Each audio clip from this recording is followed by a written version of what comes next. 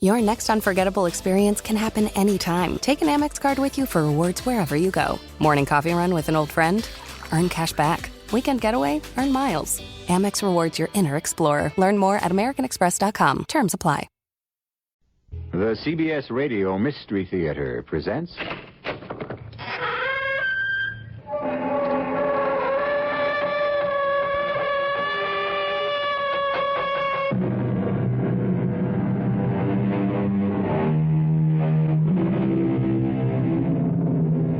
Come in.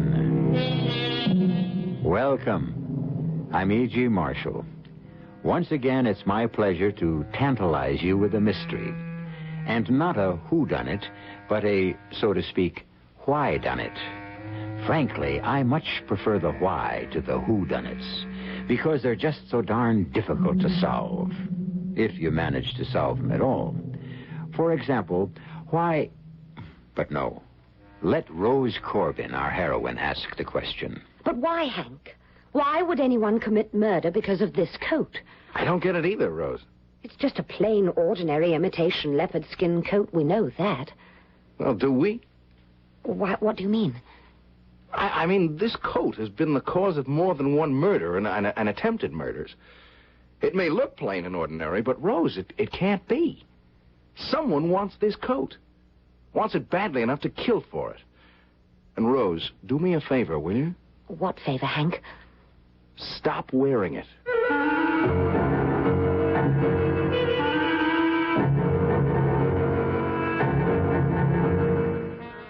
Our mystery drama, Roses Are for Funerals, was written especially for the Mystery Theater by George Lothar and stars Carol Shelley.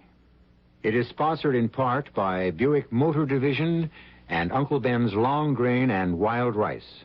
I'll be back shortly with Act One.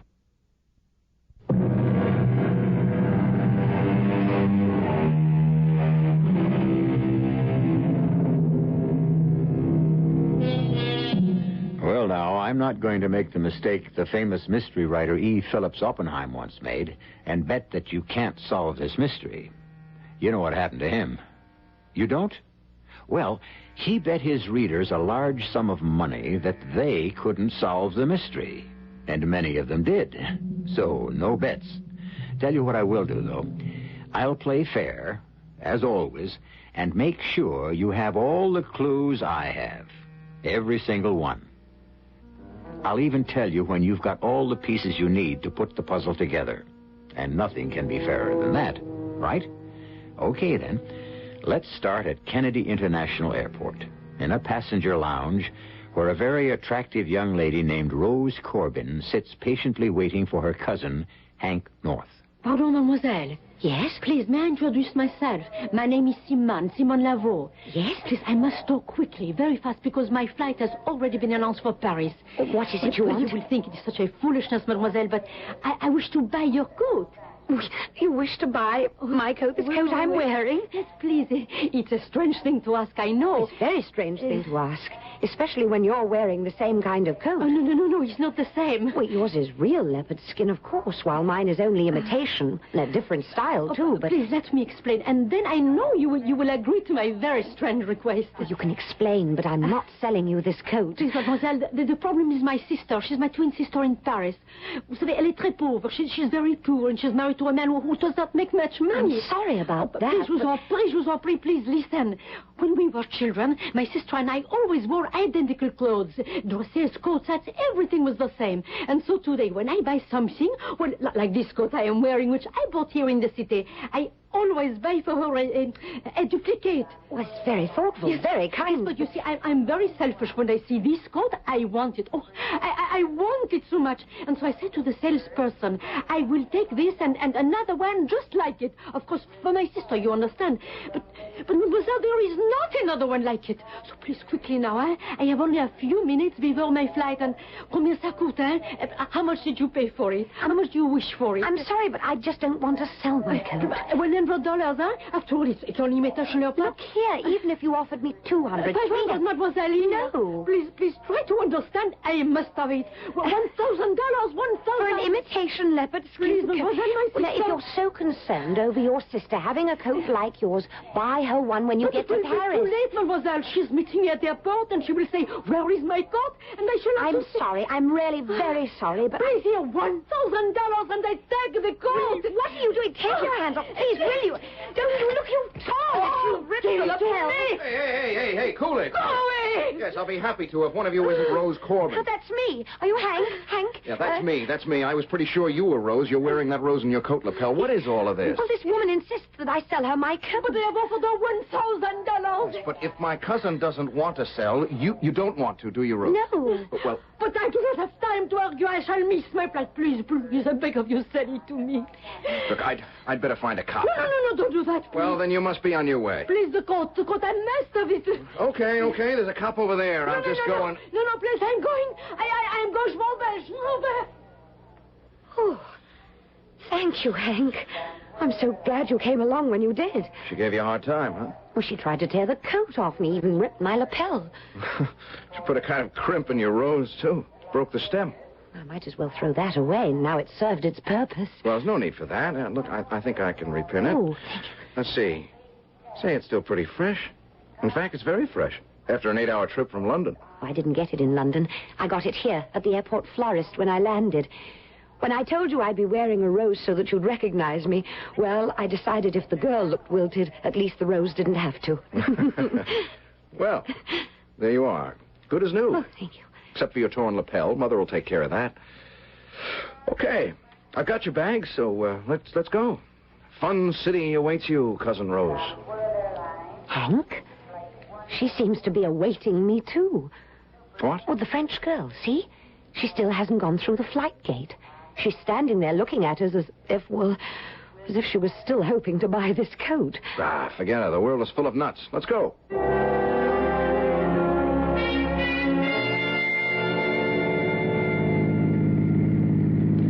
Well, yes, we have bridges in London, but nothing like this, Hank. The Triborough, you said? Yep.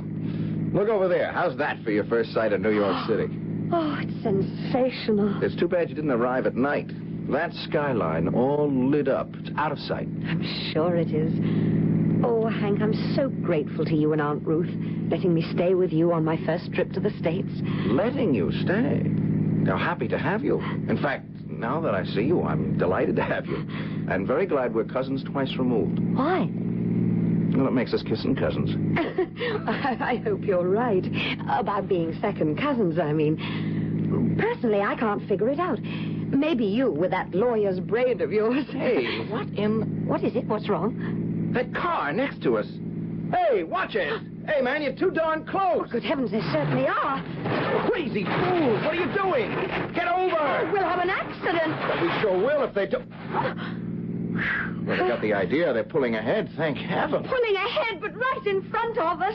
Now, what in Hank, look out, they've stopped. Ow! Rose, are you okay? I don't know, Hey, here, what do you think you're doing? You, quick. Me? Yes, you. Give me that. Oh, never mind. I'll take it. Hey, take your hands off her. What kind of a nut are you? Let her alone. Coat, he's trying to take my coat. Get your hands off her, I said. All right. Hank, you've knocked him out. No, he's getting up. Come back here, you dirty creep. Hank, don't go after him. He could be armed. You could be hurt. He's getting back in his car.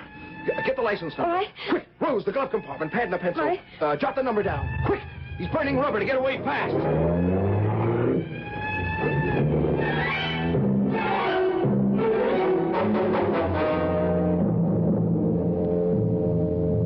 They tried to kill us, Mother. They did. I know they did. And he, the man who jumped from their car and ran back to ours, he wanted my coat as badly as that woman at the airport. It's unbelievable. It's altogether unbelievable. It's incredible. That's what it is. Now, just a minute. You say she was willing to pay $1,000 for it. For imitation leopard skin. But she wanted it and had to have it for her twin sister? Yeah, well, I don't buy that, Mother. This second attempt to get a hold of the coat. I mean, by a guy who was ready to kill us in an accident if it turned out that way. No. There's something about that coat. Something somebody wants. Yes, but what could anyone want with an imitation leopard skin coat? Where'd you buy it, Rose? Harrods in London. I wish I knew how to straighten out the mystery of Rose's coat. Oh, dear. You don't straighten out a mystery, you solve it. And I ought to know. I've read hundreds of them every year. Solve solve most of them, too. We'll try solving this one then, Aunt Ruth. Well, as a matter of fact, I've been thinking, and I may have the answer. You have? Just may have. Would you bring me the coat, dear? Of course. I won't be a minute. What do you think of her, Mother? Oh, she's beautiful, and she's just so charming, so poised. She may not have much money, son, but she does know how to wear clothes. And with a figure like that, the clothes wear her. Well, I don't mind saying she's exactly the sort of girl I hoped you'd marry one day. Yeah, well, in that case, I'm glad she came over. I'm glad you invited her. Oh, that's why I invited her. Here it is, Aunt Ruth. Thank you, my dear. Oh, this rose you wore is wilted, poor thing. Small wonder. It's really taken a battering. I suppose it just decided to give up. Mother, what are you doing? Now you know my methods, Watson. Apply them. I'm examining the lining. The lining? Oh, no, I could be wrong, but it wouldn't surprise me if something were hidden in this lining. For what, for goodness sake? Well, let me see. Certainly not jewels, or I'd be able to feel them. You're going over that lining like an expert, Mother. Well, that's what comes of being a mystery story addict. Oh, wait. Not heroin either. Heroin? Oh, it's been done. Well, not anymore, though. The customs people were onto that, ages ago. I'll go. Now, if heroin were concealed in the lining, I'd be able to feel the crinkly little glassine envelopes. Oh. What? There's nothing hidden in the lining. Nothing I can see, anyway. Oh, was it paper delivery, dear? Yeah. Now, why are you looking at the front page? It's as if you'd just been shocked out of a year's growth. Because it could be I just have been. Hank? Listen to this. Headline reads, Woman murdered on Paris-bound plane. What? A woman identified as Simone Laveau of Paris, France. That's her. That's the woman who wanted to buy my coat. I know. Just listen now. Was found dead in her seat aboard Flight 219 for Paris late this afternoon. An hour after takeoff, a hostess, Andrea Klein, noticed that Miss Laveau was slumped in her seat and thought she was asleep. She secured a cushion to place behind the young woman's head, and on doing so, discovered she was dead. Oh, no. Further examination disclosed a deep knife wound in her left side. Since the flight was only an hour out from New York City, Hostess Klein recalls that a man was seated next to her just before takeoff, was nowhere to be found on board following the discovery of the murder. What does this mean, Hank? I'll tell you one thing it means, Mother. I'm going to police headquarters right now, and I'm taking that coat with me. Yes, but Hank... Rose, a woman who was willing to pay $1,000 for this piece of imitation leopard skin, was murdered an hour or so later. Why? A man neither of us ever saw before nearly killed us in a crash on the Triborough so he could get this coat off you. Why? Well, we better find out why, because... Yes, because... I could be wrong. I hope I am. But this coat, it could be a death warrant, Rose. Whose? Yours. Now, of course, you're thinking, so Ruth North, Hank's mother, examined the lining of that coat and found nothing. So what? Obviously, the coat contains something. Maybe it does, then again, maybe it doesn't. In fact, to be absolutely truthful with you, no. Why should I be? You have all the clues. Use them. I'll be back shortly for Act 2.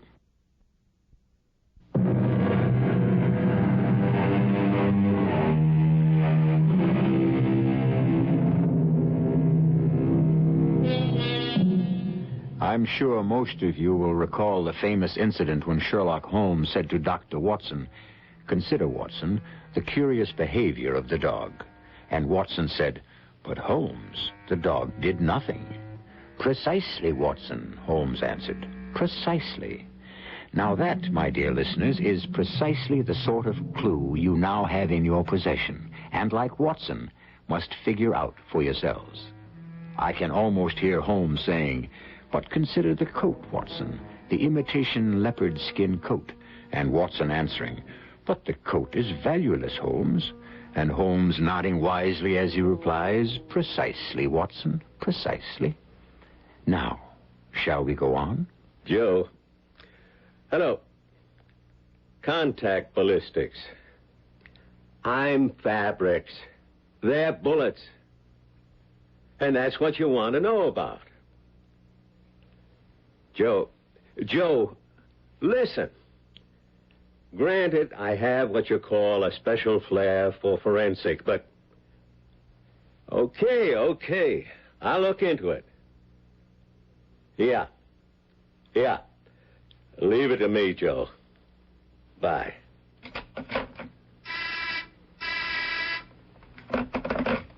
Lieutenant Maxwell. Show him in. Come in, Mr. North, Miss Corbin. Thank you, Lieutenant. Sit down, please. Coffee?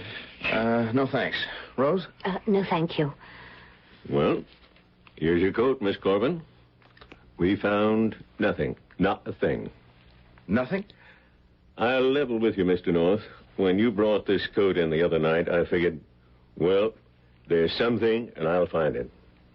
Like there had to be something. You know what I mean? I mean, who offers 1,000 clams for an imitation leopard skin coat, then gets himself murdered an hour later? Who crashes his car against another guy's car on the Triborough yet and tries to grab the coat off a dame? Who? Somebody that wants something in that coat. That's who. Yes, but you found nothing. I have personally put this coat through every test we know. Every inch of it has been examined under the microscope, the X-ray, the fluoroscope. We took the lining apart. Oh. And don't worry, we put it back together again better than before. It's beautiful. And, pull the blank. Well, I don't get it, Lieutenant. I mean, if it was just that woman willing to pay $1,000 for this coat, but a guy crashing his car into mine on the bridge and then trying to rip that coat off Rose, Miss Corbin. Lieutenant, there's got to be something about this coat. Well, I felt the same way myself, Mr. North, but there's nothing. No invisible markings, nothing hidden in the seams, nothing between the layers of the fabric and the collar, nothing. So to be honest with you, I don't get it either. Excuse me, could I ask a question? Certainly. What about the woman, Simone Laveau? Have you found out why she was murdered? No, I checked a couple of times with homicide. Last time, 20 minutes ago. We got nothing here on her. Us, the FBI, the T-boys.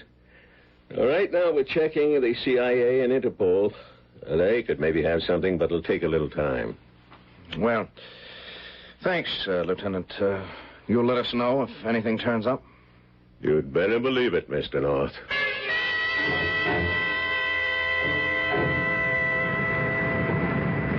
Well, so much for the coat, Rose. That's that, I guess. What would you like to do? Oh, don't you have to get back to your office? Yeah, well, not until late this afternoon. I scheduled my day so I could spend most of it with you. Say, I know. How about the Museum of Art? We could spend a few hours there, even have lunch if you'd like that. Oh, how wonderful, Hank.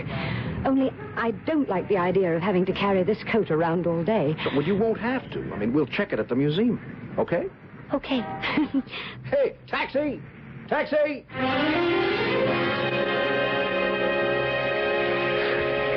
Enjoy your sandwich, Rose? Oh, yes, only I'm so full.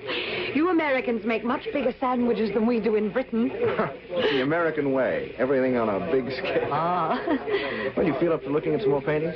Hank, would you mind? I really don't. 2 hours walking around those galleries upstairs. Oh, sure. You're tired. Look, I'll tell you what. I'll drop you off at home and then head downtown to my office. Are you sure you don't mind?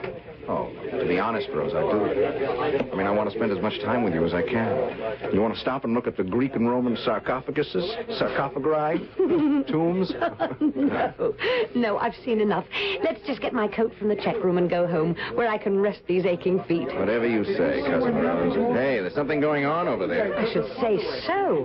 There's a big crowd around the check room. Police. Hank, what do you suppose has happened? I don't know. We're going to have a rough time, though, getting through that crowd to reclaim your coat. Excuse me. Yeah. Do you know what's going on over there? There's been a murder, I think. A murder? Yeah, a robbery or a theft or whatever it's called. Anyway, somebody stole a coat. A coat? Yeah, that's what I heard. You don't happen to know what kind of coat? Yeah, I think they said a leopard skin coat, somebody said. Imitation leopard. Another cup, Rose? Oh, thank you. I'm getting to like coffee. Oh, or is that another way of saying you don't care for my tea? Oh, no. No. Tea or coffee, when you finish that, I think it'd be smart to stretch out for a while, have yourself a nap. I mean, you've had kind of a rough day. Tiring anyhow. Well, at least you're rid of that coat once and for all. Now, you don't have to worry about that anymore. But you don't, dear. I don't. I just don't know. I'm not so sure. What do you mean? I have sort of... I don't know. A feeling that what happened at the museum today isn't the end of all this. For me, I mean. Oh, now, it's nothing more than nerves, my dear. It's just nerves. Perhaps, but I don't think so. Maybe it's the mystery of the thing. Not knowing why someone wanted that coat badly enough to kill for it. Murder for it. Looks like we'll never know now. Well, look, it's over now, and we can forget it, as Mother says. And now, if you ladies will excuse me... Well, where are you going? To the office. Oh, but this late in the afternoon, it's after 4. And the brief I wanted to finish up at 3 is still waiting to be finished. Now, Hank, you work too hard. Couldn't it wait until tomorrow? Don't forget there's the theater tonight. Look, I'll be back at 6:30, the latest, so don't... I'll get it. Hello? That you, Mr. North? Yes. Lieutenant Maxwell? Yeah, I tried you at your office. They said I might find you at home. You gonna be there another hour or so? Well, if it's important... I think it is. I've got the answer. Anyhow, I think I've got the answer to our little mystery. I want to come over and check it out. Yeah, well, sure, but what is the answer? One thing, Mr. North, we got a report from the Paris branch of Interpol on the Simone Laveau woman. Yeah, what about her? She was a foreign agent, one of the higher-ups in a spy ring. A spy ring? Spy ring? Yeah, now, the way I figure it, she, Oh, wait just a minute. Yeah, what is it, Eddie? Lieutenant Maxwell says Simone Laveau was a foreign agent, part of a spy ring. Oh, good heavens. Hello? Hello, Mr. North. Yes, you, Lieutenant. Listen, something's just come up here. I gotta hang up. But I'll be at your place in, say half an hour. Wait a minute. What's the answer to the mystery? I'll see you in half an hour. Lieutenant, don't leave us hanging like... Well, I'll be. Well, what was all that about, Hank? Well, Maxwell says he has the answer to the mystery, or he thinks he has. He'll be over here in half an hour to check it out. What is the answer? He didn't tell me. He got called away on something. He had to hang up. Well... Who are you calling? The office. That brief will have to wait until tomorrow now.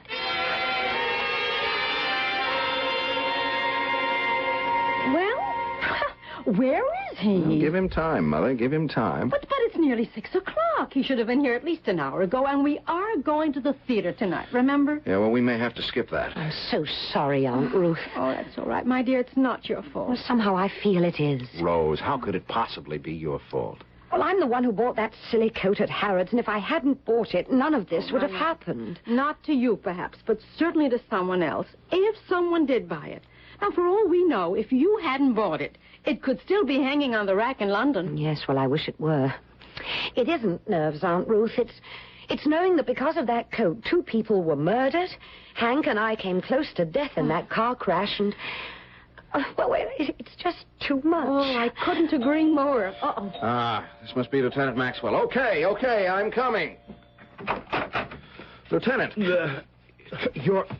Lieutenant! Yeah, an ambulance. Hank, what? Oh, my heavens, Hank, be quick. He's collapsing. I got him. Mother, call an ambulance. An ambulance. Hank, is he hurt badly? My back, my knife. All right, let me get him onto the couch. Okay. Look, get his coat on. All right. And his shirt. No, too late. The name is North. Finished. Oh, that's what you think. That's right. Rose, the medicine cabinet in the bathroom. Yes. Bandages, iodine. Yes, all right. No. Listen, look, you better not talk. Just let me get these things off you so I... The ambulance is on the way. Oh, my dear. Lord, I've never seen so much... Listen, Oh. Yes, Lieutenant. the guy that did this, How did he do it? not much time. She... Rose? life in danger. Rose's life? In danger? Yes. She... Man's in agony. Here are some bandages and some iodine. Lieutenant. I did this. Must found out. I know. I know the answer to the code. Listen now. Go on. Only one that knows me. My office bugged. Got to be. Tell them. Headquarters. Tell them. Bugged. Sure. Count on it. What is the answer, Lieutenant? The code. Not. Not? What do you mean, not? Not what? Lieutenant! Oh, is he... Yes. Oh, the poor man. Another death. Will we never see the end of this? Why are you looking at me like that? Hank, Aunt Ruth, what is it? Tell me. He said, your life's in danger now. Mine? Yes, dear. But it can't be. How can it be? I haven't got the coat anymore. No, but... But what? They've got the coat. They've got what they were after. Why would they kill me? I don't know. But I better find out, honey. I damn well better find out.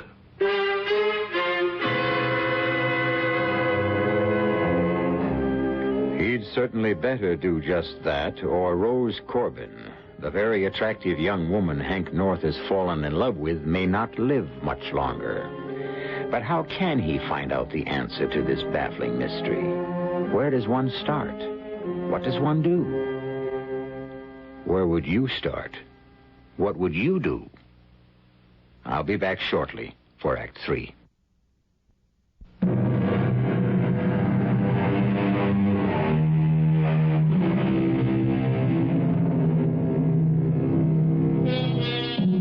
Well, now, let's see where we are. Rose Corbin arrived in the United States from London, England, wearing an imitation leopard skin coat.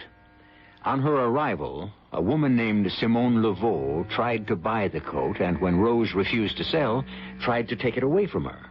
Later, Simone Laveau was murdered aboard the plane taking her to Paris.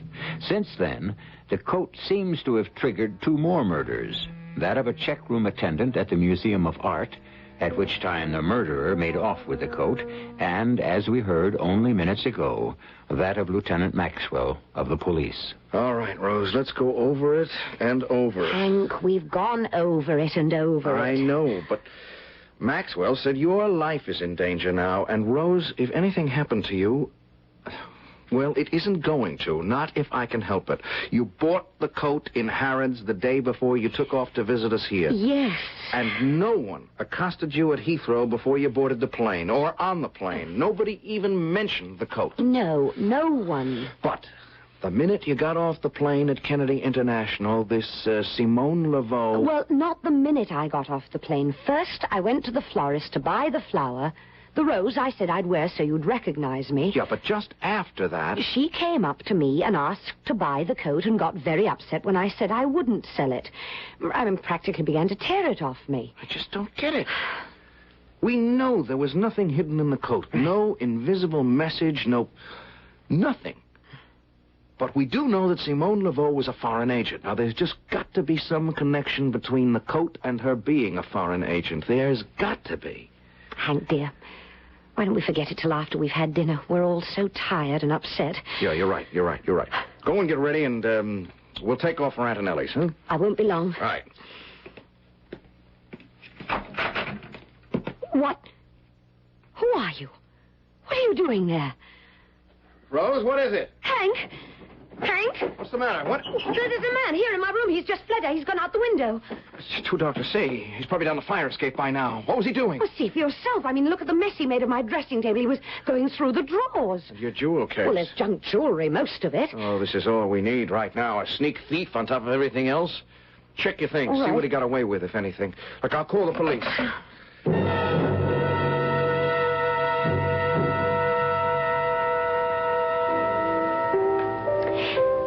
And to what, Mr. North, do I owe this royal treatment? Royal treatment? Well, the call from your secretary saying to meet you at 5 o'clock at this swank watering hole, and then the arrival by messenger of this absolutely lovely little nosegay with instructions to wear it. Well, you leave tomorrow for England, and there's something I want to say to you. Something important. That's why I wanted to meet you here, alone and without Mother this time. And, well, as for the little nosegay, it's just a little something to make the occasion. Well, here I am, wearing my most attractive suit and the nosegay. So what do you want to say? Good afternoon. May I take your order? Martini, Rose? Rose? What? Martini? Oh, yes. 2 martinis, waiter. Very dry. Yes, sir. Would Madame like me to take her jacket? Take my jacket? It's a bit warm in here this afternoon, and I thought... No, thank you. I'm quite comfortable. Certainly, Madame. 2 martinis. Well, now, Rose, what I wanted to say... Something wrong? No. I was just wondering if I'd seen that waiter somewhere before. Well, not likely. Well, now, Yes. Well, now what? Rose, we've only known each other for a few weeks, but in that short time, I've fallen in love with you, and I want you to marry me. Will you? Of course. Of course. Just like that? What did you expect me to say? Oh, sir, this is so sudden. No, but... I'm in love with you too, Hank. Head over heels. Oh, Rose. Well, I guess it's time then for me to give you this. Oh, Hank. Oh, it's gorgeous. Oh, darling, that diamond must have cost a fortune. You're worth a fortune. Hold out your hand. There. Oh, thank you, dearest. Thank you so much.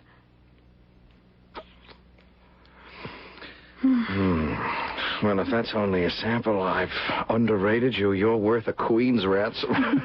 Yes, sir. 2 martinis. Thank you. 1 for Madame. Oh, Madame, I'm sorry. You spilled it all over my jacket. Oh, forgive me, Madame, forgive me. One of those things, it just slipped from my fingers, but allow me, I will take care of everything. Let me have the jacket, Madame, and I will dry it in the kitchen. It's all right. I can wipe it with my napkin. No, Madame, it is my fault. You must allow me Please, will you take your hands off me? I said But I insist, All right, Madame. now, will you stop? I only wish... Well, the lady doesn't wish. Now, just forget it and bring another martini. Yes, sir. Very good, sir. Oh, I'm awfully sorry this happened, darling. Are you sure you... Rose, what... That waiter. What about him? I remember now. Why does he want this coat? This jacket? What? First he wanted me to take it off, pretending it was hot in here. And spilling that drink just now was no accident. He did it deliberately. Rose, I don't understand. Hank, he is the man who caused that accident on our way from the airport. The man who tried to rip the leopard skin coat off me. Oh, Hank, what is this all about?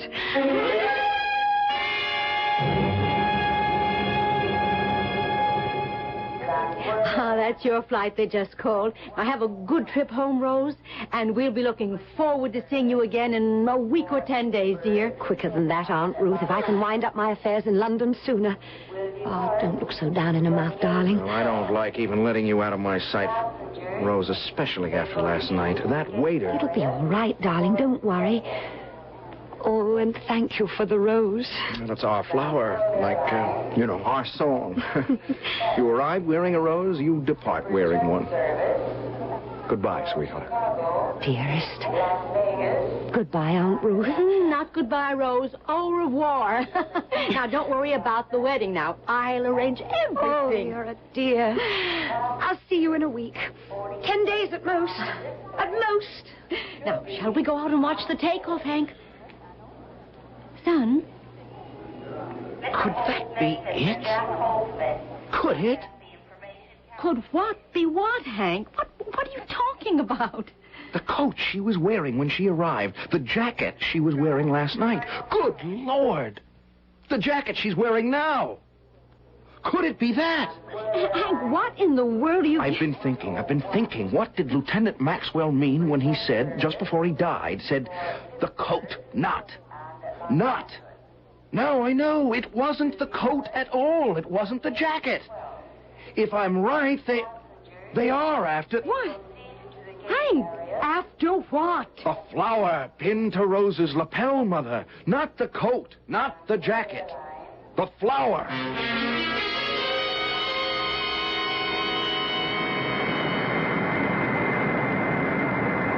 Well, airborne at last and headed for dear old England, young lady. Hmm? Oh, yes. Since we're seated next to each other, let me introduce myself. Emile Tenko. Rose Corbin. Have you been visiting in the States long? Not really. A few weeks. I'm going to... how did you know that? Well, how did I know? Well, that I was visiting in the States. I could be living there. I could be an American citizen for all you know. I assumed your accent. Who are you? Behind those dark glasses? You're a very perceptive young woman, Miss Corbin. No, don't. Not a move. Or I'll give you what I gave Simone Laveau. That's it. No quick moves, no panic. Good. Just relax now. Enjoy the trip. And we'll be at Heathrow Airport before you know it. Enjoy the trip. I would if I were you. It's the last trip you're ever going to make.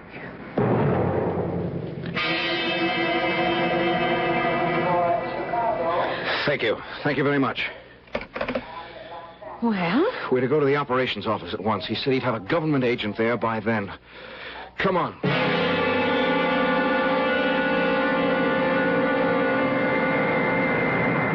Why won't you tell me?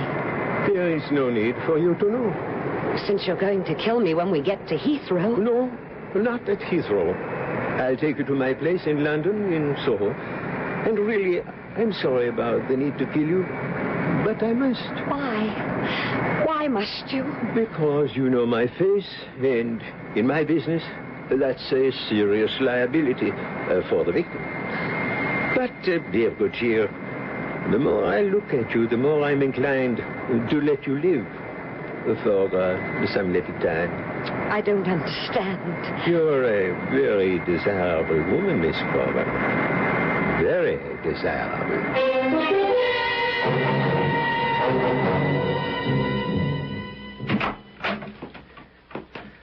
Yes, Hank, what... The government men said to wait here. Yes, but... They're going to radio the pilot. Oh. I gave them as clear a description of the man, the guy who tried to get the coat from Rose in that accident on the bridge and who palmed himself off as a waiter last night. And then what? Well, he'll check the plane. You know, the way the captain comes through the plane now and then, chats with the passengers. Yes, and then... Well, he'll check to see if this guy's on the plane, and if he is... Yes, and if he is, what? We'll take it from there, he said. The government man. We'll take it from there.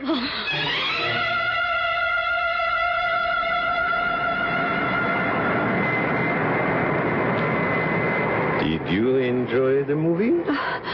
Are you joking? Just making small talk. If you must talk, why not tell me what it is you want? Why did you cause that accident on the Triborough Bridge and try to get the jacket I had on last night? What is it you're after? Patience, Miss Corbin. We'll be landing at the Heathrow in half an hour. Another hour or so, we'll be at my place in Soho. And perhaps an hour or so after that, I'll tell you. And perhaps not.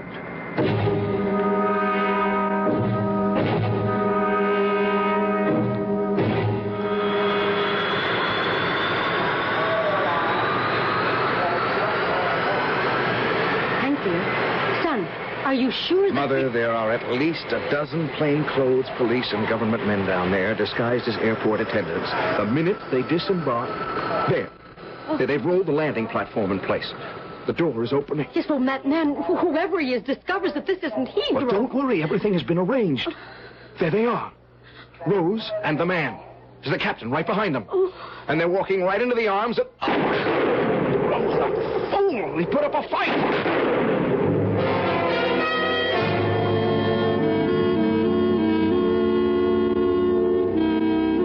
It was as simple as that, Rose. I mean, the captain turned the plane around and circled Kennedy International for a few hours, pretending you were flying to Heathrow. He fooled me, but not him. Halfway down the steps of that landing platform, he realized... And he foolishly tried to shoot things out. Oh, I know. I suppose I ought to feel sorry for him, but I just... It's understandable. Oh, it's all just unbelievable. When I think that because I said I'd wear a rose and bought one at the airport when I arrived... The attendant at the florist shop, an agent who'd been planted there, would never have mistaken you for Simone Laveau and pinned that rose to your lapel with... Well, I guess you could call it the fatal pin. Now, you know, I'm still not sure I've got this straight, dear. Now, let me see. She, on her way to Paris, was to go into the florist shop wearing a leopard skin coat and ask for a rose, right?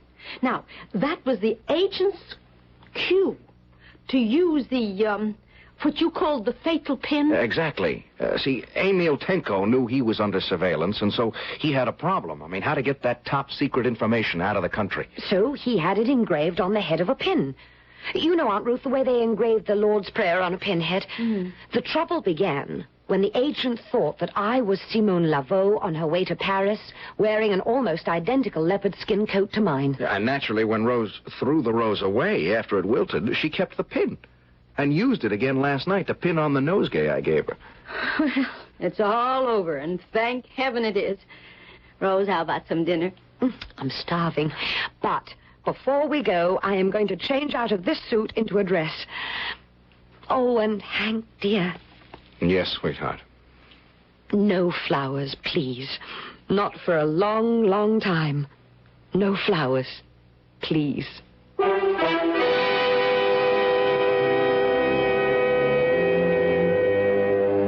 And so, as you see, like all good, seemingly insoluble mysteries, the solution to Roses Are for Funerals was very simple indeed.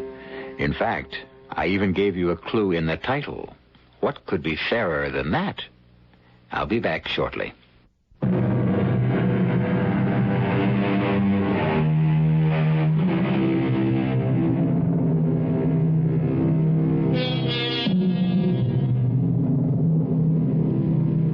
Mysteries, it seems to me, are like a magic show.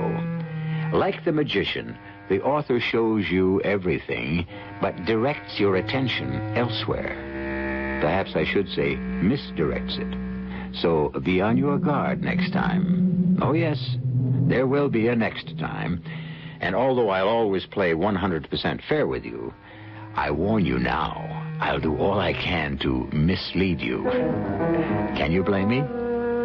Our cast included Carol Shelley, Tony Roberts, Mildred Clinton, and Dan Acco. The entire production was under the direction of Hyman Brown. And now, a preview of our next tale. Gretchen, what's come over you? You seem so different, so... Yes? Well, you always struck me as well, I'll say it, a very quiet little person. And now you glow all over. I feel there's a glow inside me. Ah, Gretchen, it's beautiful. But I see now it's an awful beauty. It's a frightening beauty. Fear and terror. It's all part of beauty. Those crimson flowers, that red. It's like the red of blood. These flowers, they look as if they're being nourished with blood. They are, Porter. They are. How did you know? Radio Mystery Theater was sponsored in part by imported Vigna Rosé wine. This is E.G. Marshall inviting you to return to our Mystery Theater for another adventure in the macabre. Until next time, pleasant dreams.